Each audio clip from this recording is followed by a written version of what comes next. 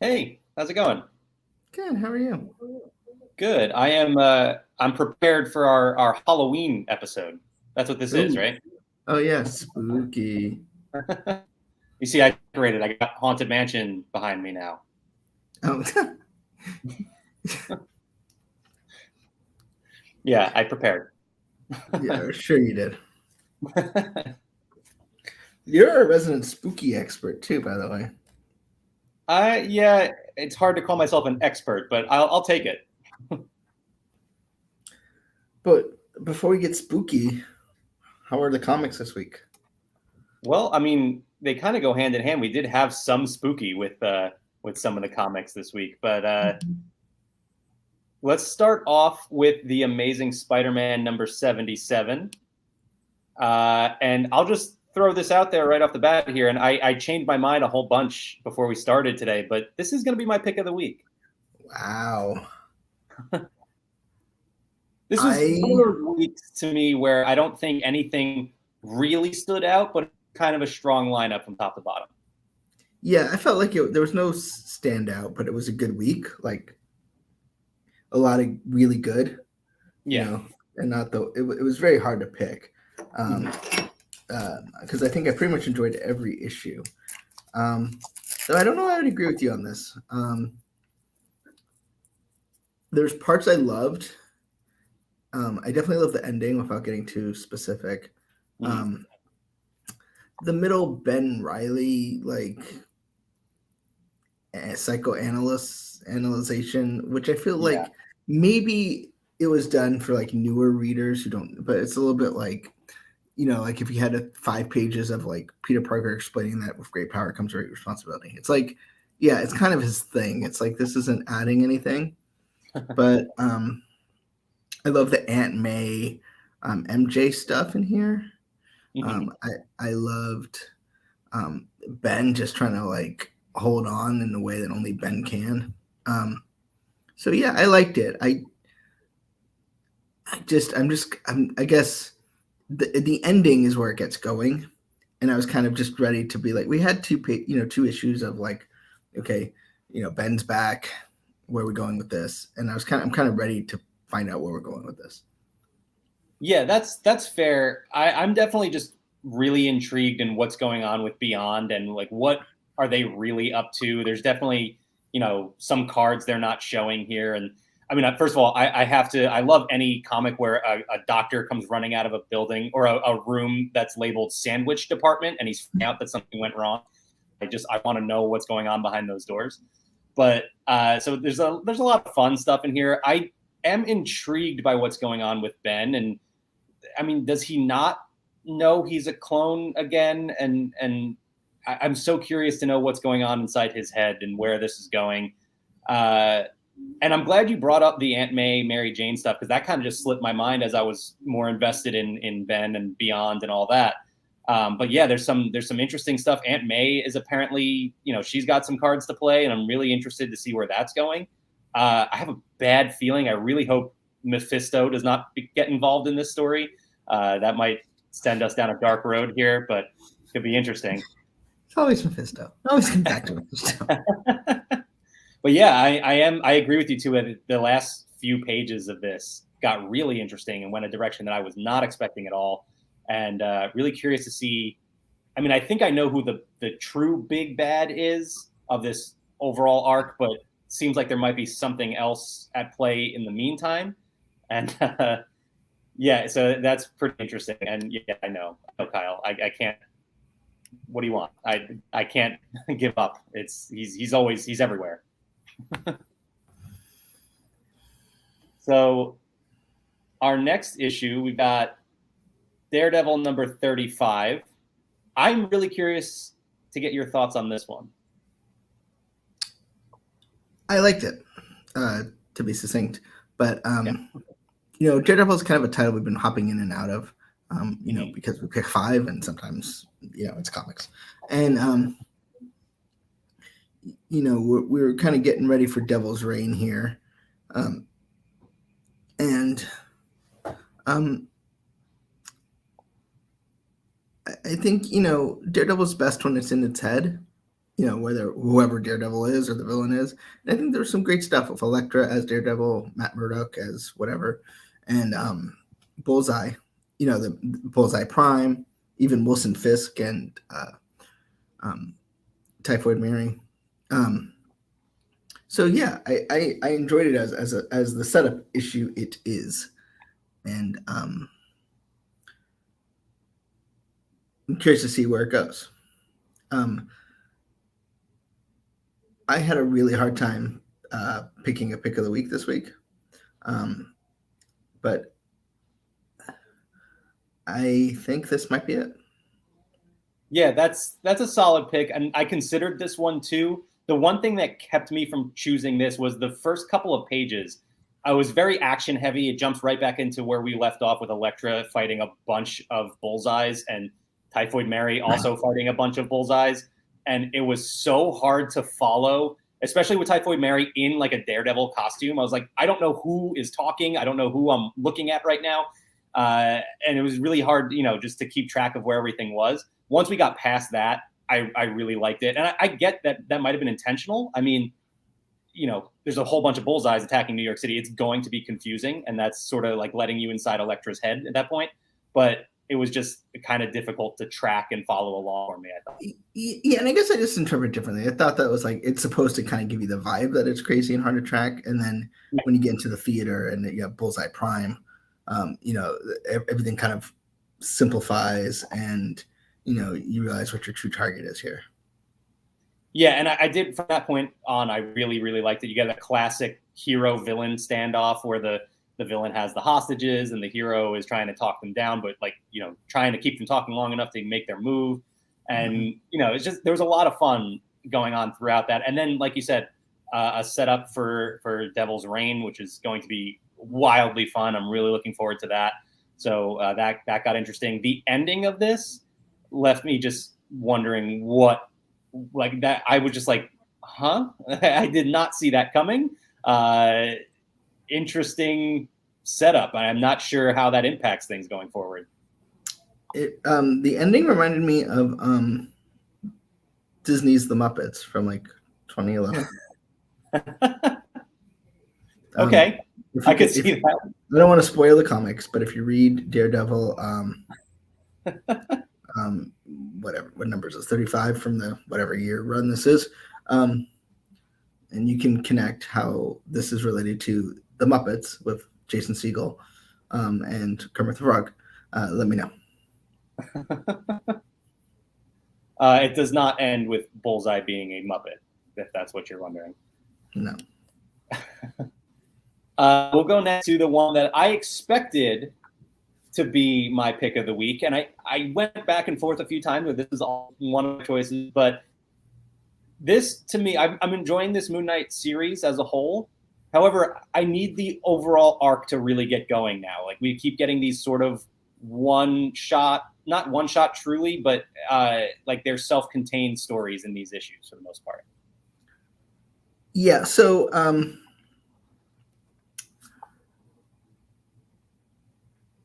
I really like this issue, though. I kind of felt like it was a nothing happened issue, but Moon Knight always had this like this. I almost say like rebalances Moon Knight. With the Age of Khonshu in Avengers, he became very important and superhero-ish and whatever. And then this brings him back a little bit of that West Coast Avengers swagger, where he's a little just kind of goofball and silly, and trying to merge those two sides, which is like basically all Moon Knight is. I mean, that's sort of his thing, right? Yeah. And so I felt it was an important kind of palate cleanser, assuming the next issue will explain what's happening here. And so, as a standalone issue, I think it was also a good jumping on issue. Like, I don't think, you needed to really know too much, but, it's a very exposition heavy issue. So I really liked it.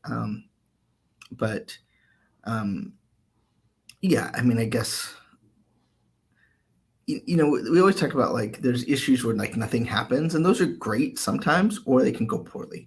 I think they're like the hardest to write because like nothing can happen like in terms of epic storytelling, but you got to nail the writing, and or it just feels like you're just talking for talking's sake. But at the same time, those are very important because if every week you're just battling the main bad guy, it just sort of becomes monotonous too. So. No, I guess that's my thoughts. Yeah, I do agree with you on for this issue, like on its own. Like I said, it was in the running for my pick of the week. I still really enjoyed it. I love the character, so I'm completely cool with the reset of the character and getting back to basics, more or less, and having Tiger show up and sort of serve as one as exposition, and two just sort of that anchor to bring the character back to what he was so long ago. So I think that was a good move. I just really like this is issue number 4 in this series, and I just really want it to get going into this bigger arc and see where this leads. So I think I will end up coming back to this issue and liking it more when I see that issue 5, turns a corner here for us. I get that. Now we get into the big issue here this week, which was Inferno number 2. Literally big, like 90 bazillion pages. I want to get your thoughts on this one first because I don't even know where to begin. Oh, interesting. See, I was going to start by saying I was surprised at how much I enjoyed this issue. Oh, okay. I've complained about the complexity of the X universe for a long time, but I felt like this one, first of all, had a limited character set. Like there, a bunch of people pop in and out, but it's it's a lot of people. It's also sort of limited to the people that have been around in the story, so it's not just sort of and now a random plot convenient mutant shows up. But it took its time to tell the story, which I think was great. It's not a story where there's good and bad. There's just people with their own knowledge and their own motivations and their own fears, and you get them all. Like you understand where everyone's coming from in this issue, which I can't always say about an X book. So I think having an extra page count was helpful, and I'm kind of excited to see where this goes and where this ends. I mean, this is supposed to be the end of the Hickman run on this X universe, and I'm curious to see where we end up.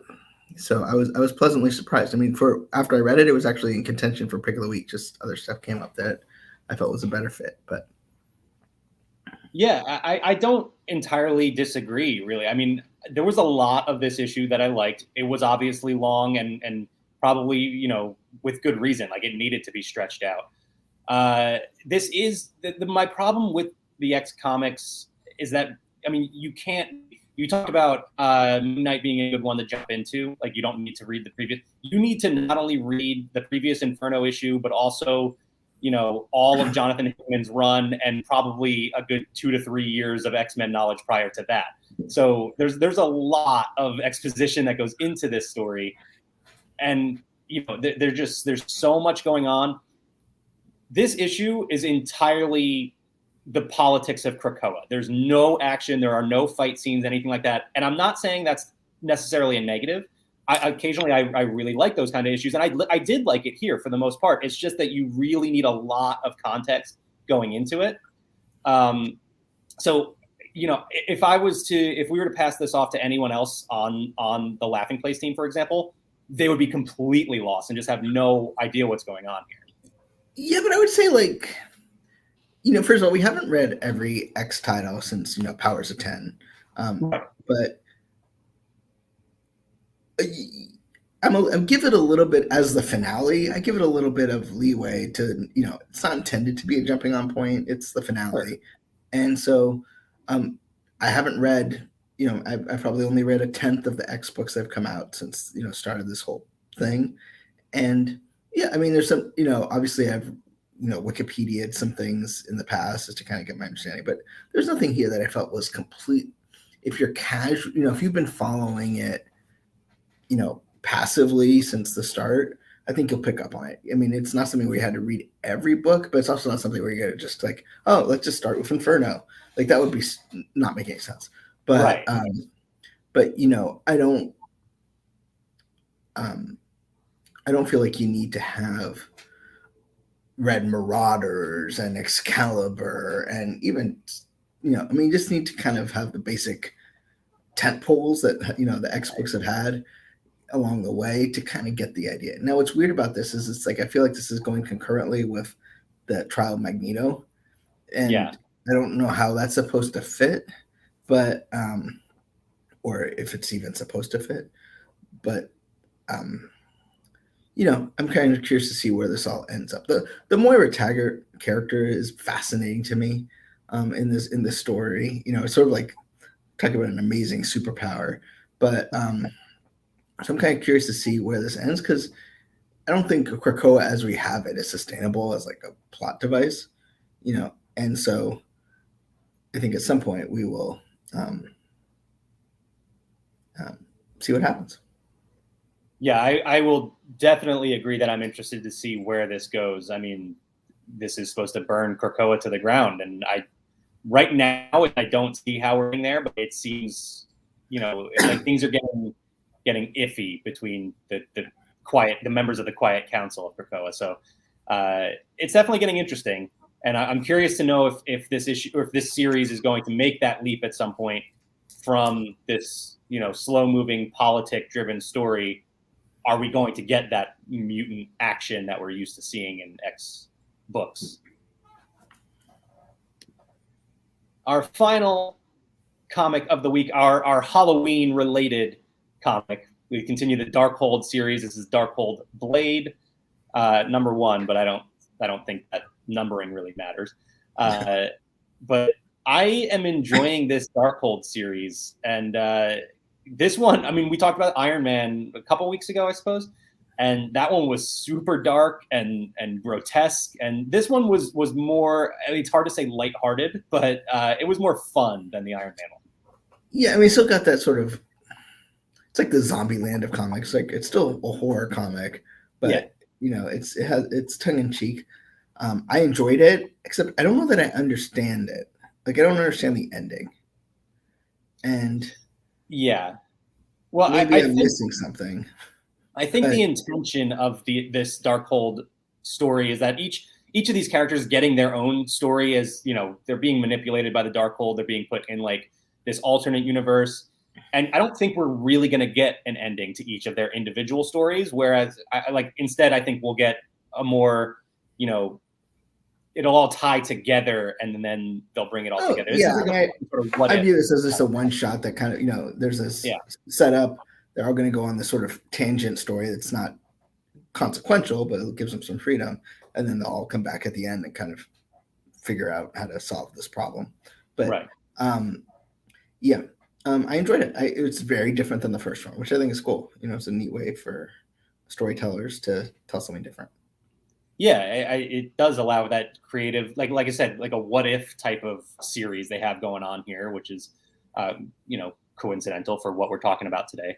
But there was also a really fun character reveal in this. This story, like I said, it's fun, but it's also kind of heartbreaking. Like more or less, the entire world either got turned into vampires or humans, or what they say is vampires or food. And so, obviously a lot of characters in the Marvel Universe are impacted by that. And you get to hear, firsthand from one of the surprise characters that shows up, which is really cool. So this was I like this one. This was also in the running for my pick of the week. Yeah, me too. There was just, it was, as I said, there was not a standout, but there was definitely a lot of good comics this week. Yeah, totally agree.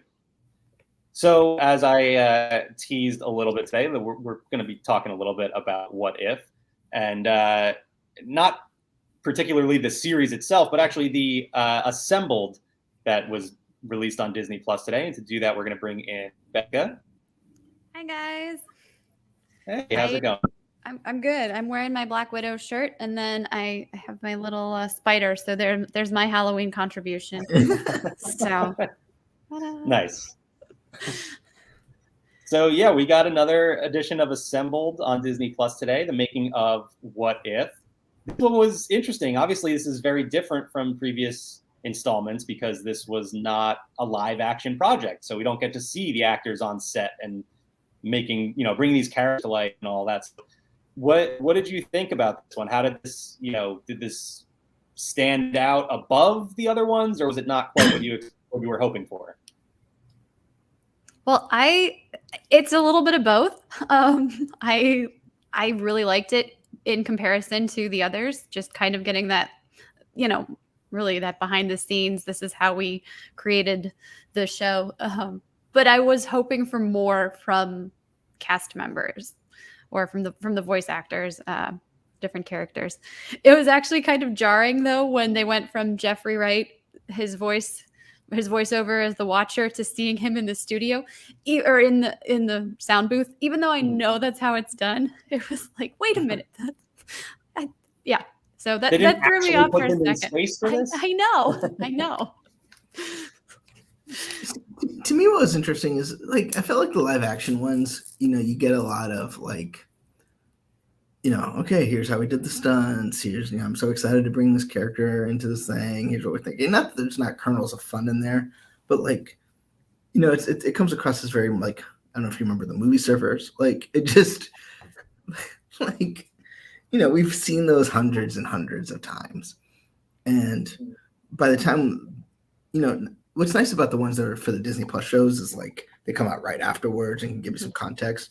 But for like Black Widow, it's like we've seen so much marketing and promotion and featurettes leading up to it that like, it kind of feels like you're just going through the motions. But the fact that this is animated and really they had to create a whole new production pipeline for this and I think adds a level of interest that I think was missing from last week's. Yeah, I agree as well. I thought it was really interesting that I feel like they let us inside the mind of like the Marvel mind more or less, and like they're planning from the beginning.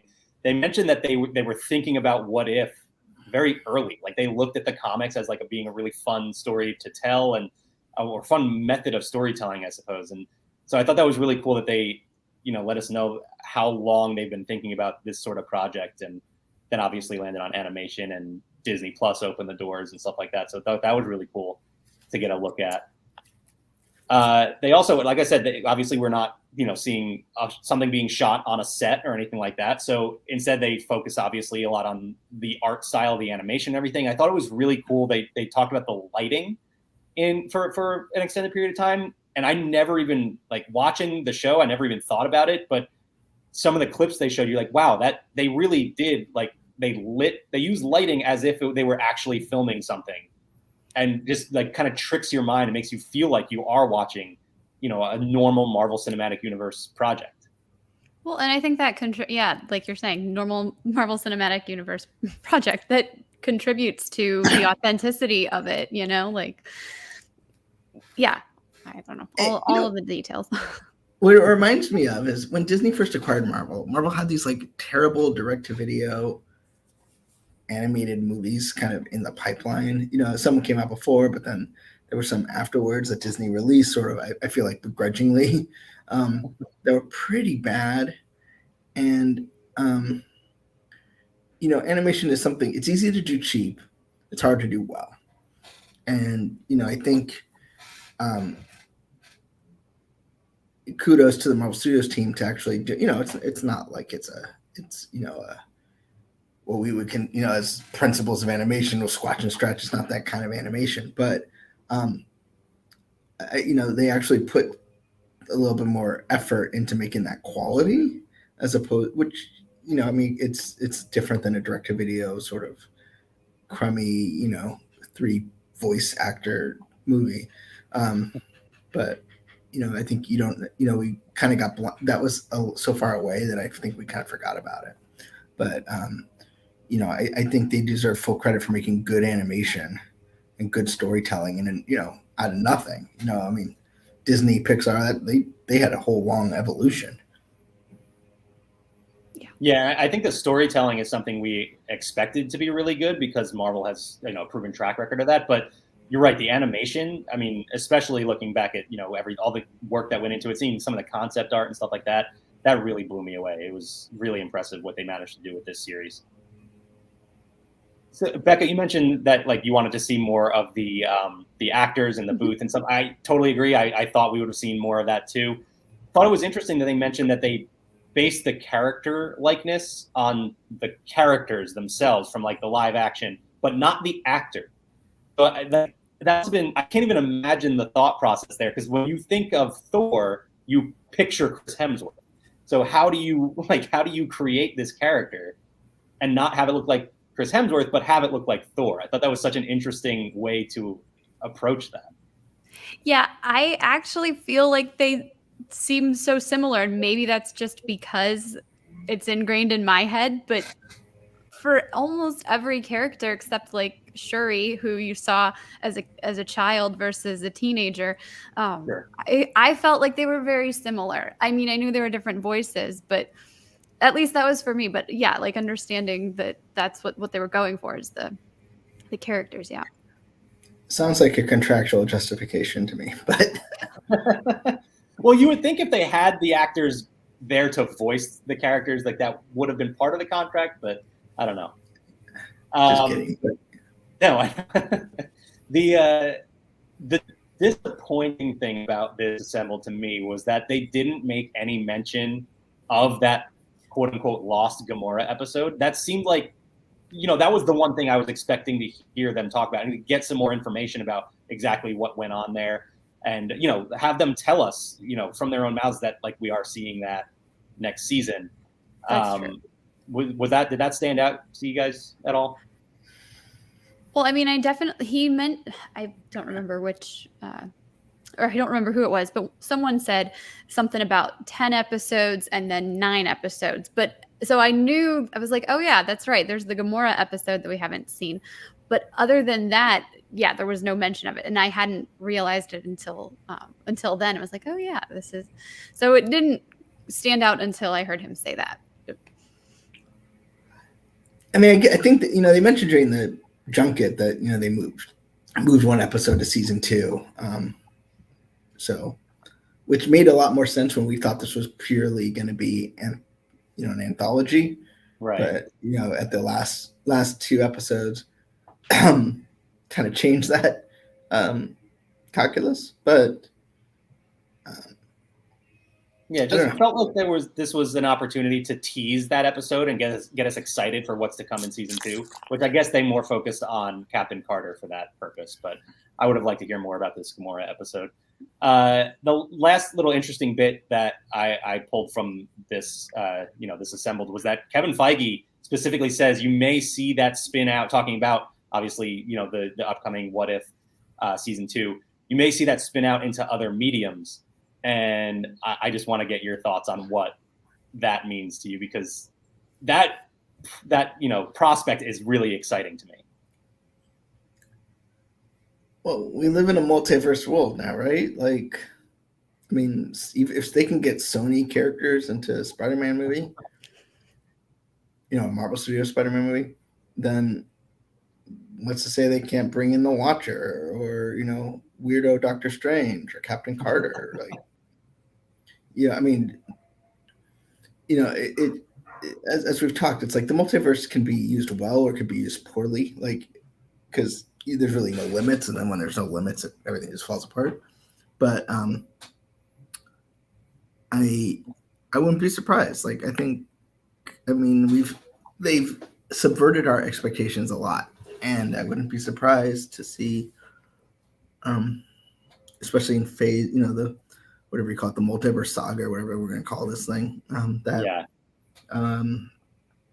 We'll see other people in ways that we are not expecting. So live action Captain Carter movie coming in 2025. It's happening. Now, see, I'm thinking more along the lines of augmented reality or virtual reality, and then maybe even they've done stuff with podcasts, so I could see doing some type of like audio story. That's not as hard to like. You've seen the visuals, so you can picture this all on your own now. We're going to give you the script and the sound effects, but you have to do all of the imagination. Animation is hard, so do it yourself. Yeah, I thought also possibly video games and stuff like that based off this show, but the more exciting thing would be for it to open up into the MCU. That's what I'm hoping to see. So we'll see. I don't know. There's a lot of doors open with the multiverse. So it's. You think Star Wars will ever figure this out?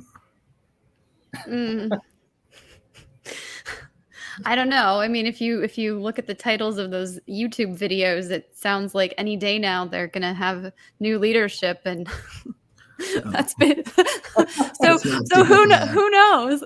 No. I mean, it does seem like they're moving in that direction. Not to completely, jump onto the Star Wars train, but right. With the Ahsoka series and stuff, it seems like there's some connections made. That's exciting. Looking forward to that. I think they're definitely making good strides. It just might take a little bit longer. Yeah.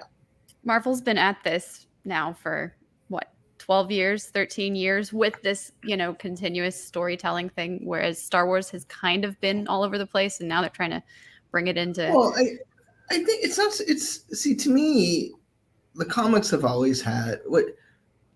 If you go to Avengers Campus, that doesn't take place in like a specific universe, right? It just takes place in the Avengers Campus, and they can do whatever they want. They can have, Steve Rogers. They can have Sam Wilson. They can have a zombie cap, and like no one's like freaking out that they're all in the same place because it doesn't matter. It's just this is this fun little celebration of the movies. Whereas you go to Galaxy's Edge, and it's like you can't even have like anything. Everything is stuck in between 8 and 9.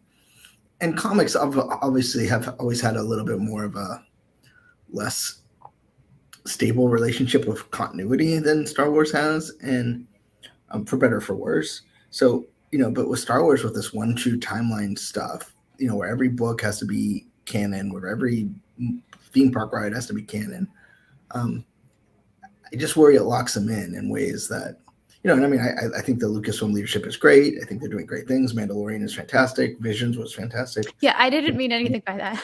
No, but I just think it's like, I think they could learn how to have a little fun.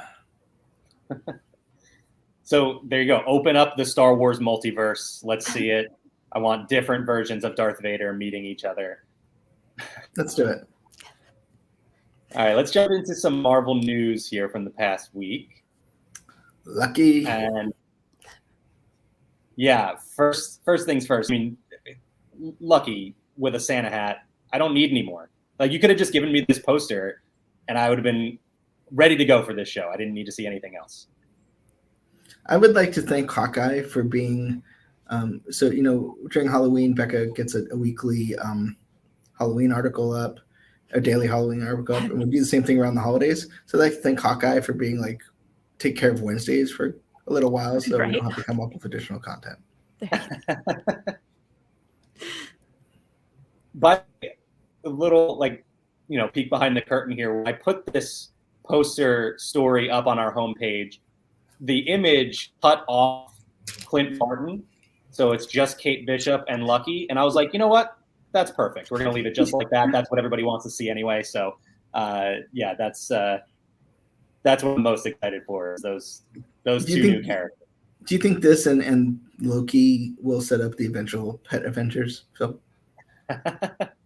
There are so many rumors flying around just in the last couple of days of different Marvel movies and other projects coming up next few years.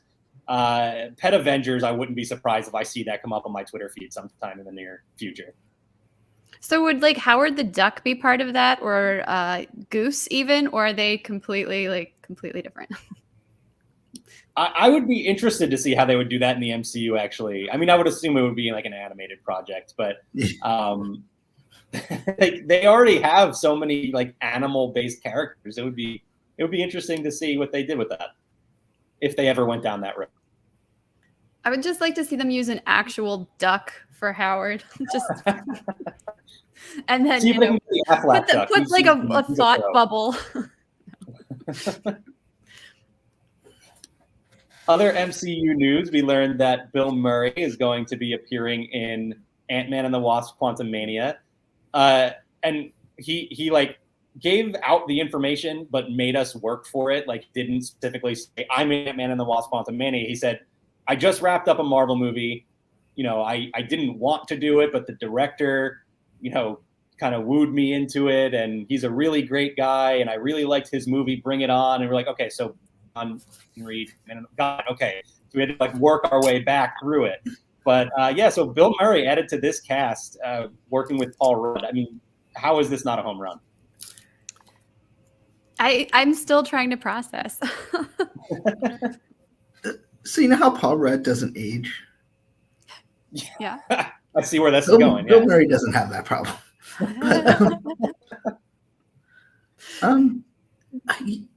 Yeah, I'm really curious to see how this all plays out, because Bill Murray's not known to be like, he marches to his own beat, right? And like, you know, there's a certain amount of he's a Wes things Anderson you're expected guy to do when you're in a Marvel movie that day. I just don't know what Bill Murray's gonna do. So yeah, well, he did also say too that like, you know, he said something along the lines of, I've had this experience of filming a Marvel movie now, and I don't think it's an experience I need to have again. So this is a one-off. Like, we're going to see him for a couple of scenes in this movie, and then he's not going to show up in the MCU. Don't expect him to be, you know, a version of Kang or anything like that. Right. So it's like you say that, but every time I've said something that ridiculous, it's turned out to be. Well, and it's like, yeah, I mean, there's very few one-off characters in the MCU, right? Like, they don't even let Kirk Douglas like take a break, or what's it? I'm drawing a blank. Robert Redford, and true, yeah. You know, yeah. I mean, I wouldn't close the door on it, but definitely interesting. We got a new image from, and that is, I don't know if I can zoom at all, but oh yeah, there we go. New image from SpiderMan: No Way Home. Obviously, Spidey running away from Alfred Molina as Doc Ock. So I mean, we saw in the trailer. Mr. Jennifer Lee. Right, sorry, yes. So yeah, we saw that the Sam Raimi Dr. Octopus was going to be in this movie, and now we see them sort of interacting here. I think another image has actually been released too, where it has Peter sort of wrapped up in the tentacles. So I want more information. I don't either want something else, or I just want the movie. Like, give me all of it. I don't know that I want more info. I just want more movie. Like, I just want to see it. Yeah. You know, pull off the Band-Aid. Let me get going. Let me see what this is. And so, I mean, this is probably, in terms of that, like, I'm not saying best movie, but this is probably the most anticipated movie I've had since Endgame. I absolutely.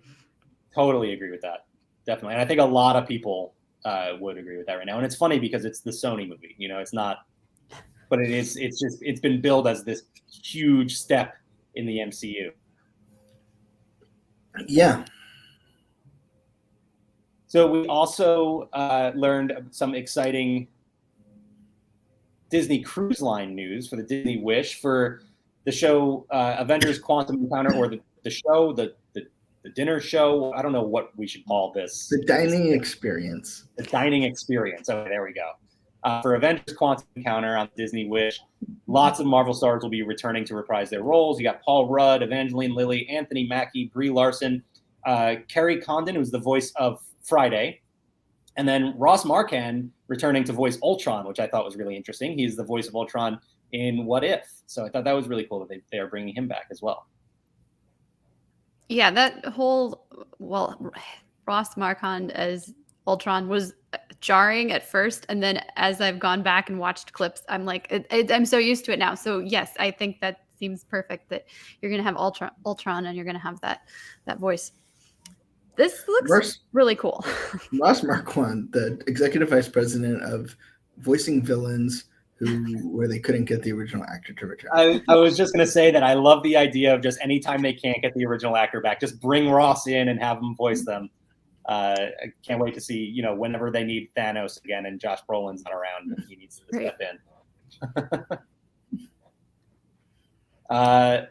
Back into the MCU a little bit here. We got an AR story experience for iPhone and iPad for the Eternals. Either of you got this out yet?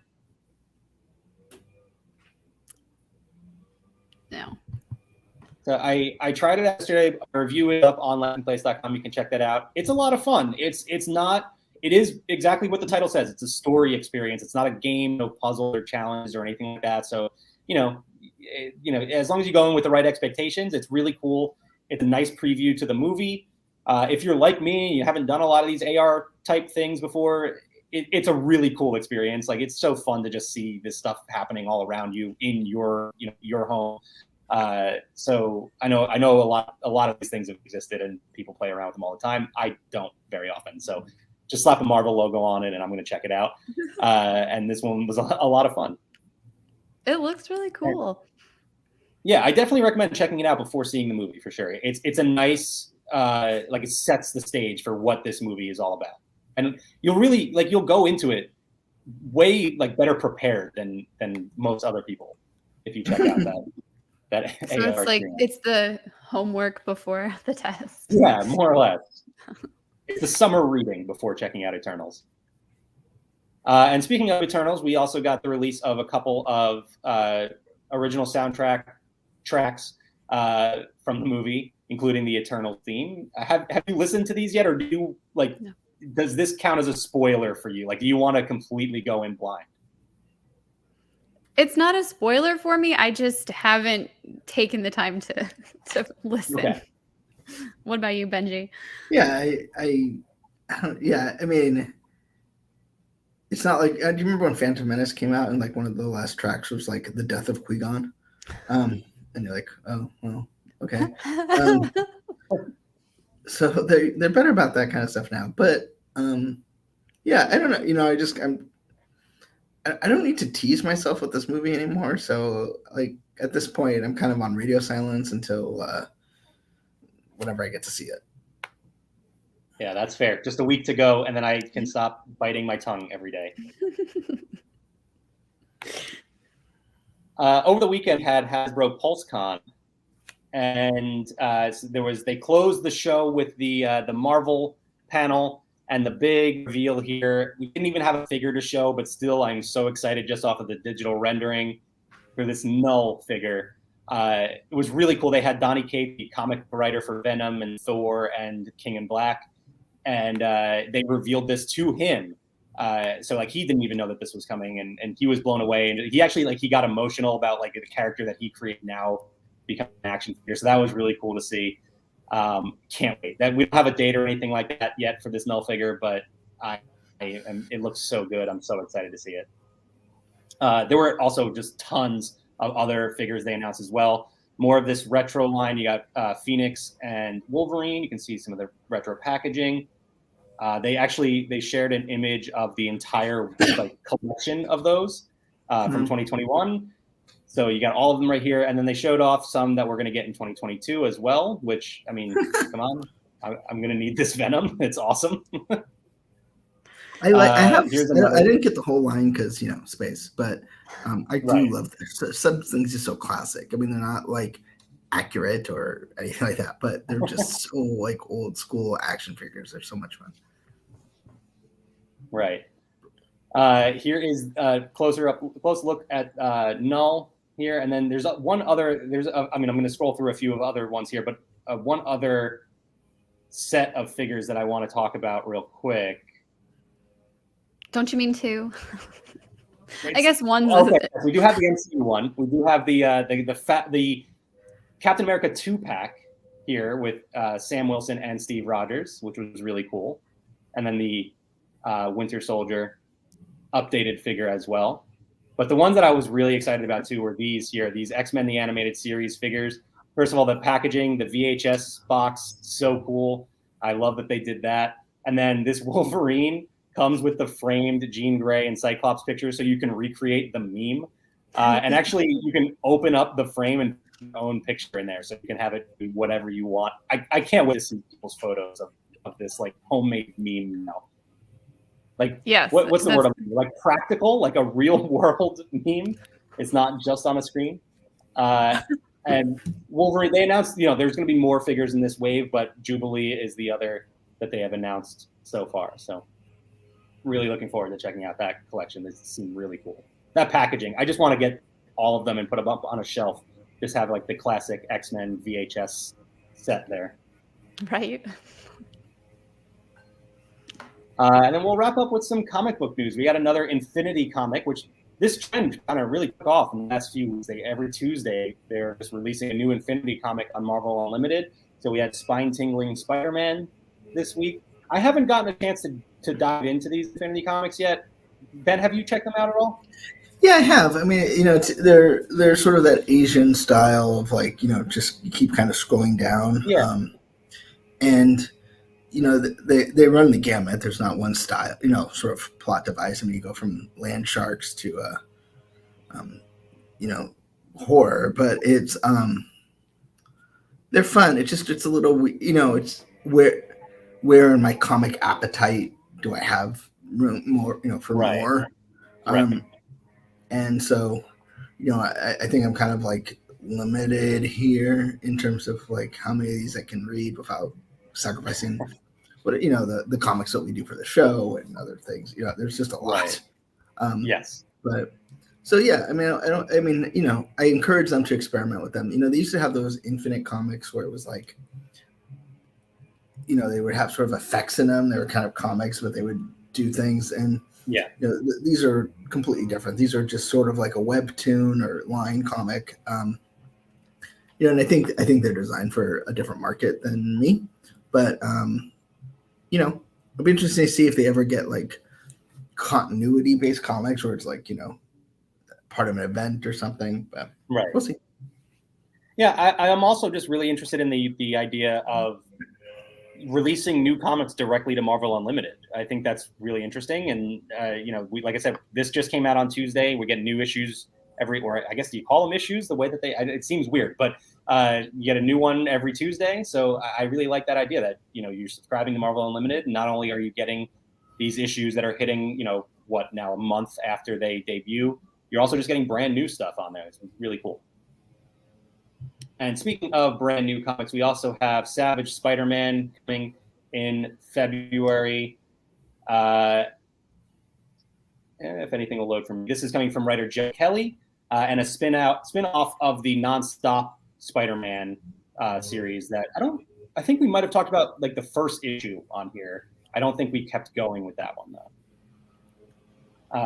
And then the other comic we are getting in February, this one is interesting to me, The Return of Ecstatics. I mean, you got Dupe. Dupe is on the cover. That's what I'm looking forward to, the return of Dupe. And just curious to see this is such an interesting, different group of mutants, which is funny because we complain all the time about how there are too many different groups and it gets to be way too much. But this is such an interesting concept. And I'm excited for this one. I like that cover art. I'm intrigued. Yeah, when I saw this, I was like, didn't expect that. Yeah, no, I definitely did not expect to see that at all. But that'll also be coming in February, so I'm looking forward to it. That's going to be interesting. So do we have anything else before we wrap up today? Well, you can now share your review of the movie. Well, I mean, do you want me to go through my entire review of the movie? No, you like it? Give me out of 5. Ooh, out of 5. So Jeremiah actually asked me this yesterday too, and what he said, out of 10, I told him it was a 7. Right on par with like Shang-Chi or something for me, but that's an M7, which is like a 8.5. So right. You got to grade on a curve. Right, exactly.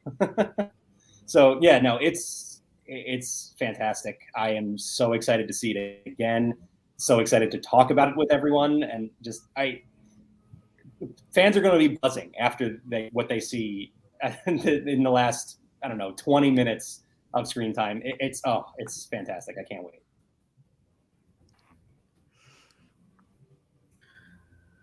Okay, well, I guess we'll just have to wait another week. Yeah, we're almost there. We're very close. It's hard to wait.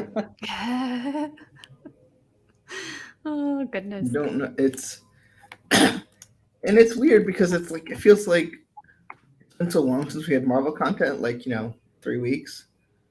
That right? Yeah, 3 weeks in the Marvel world seems like an eternity.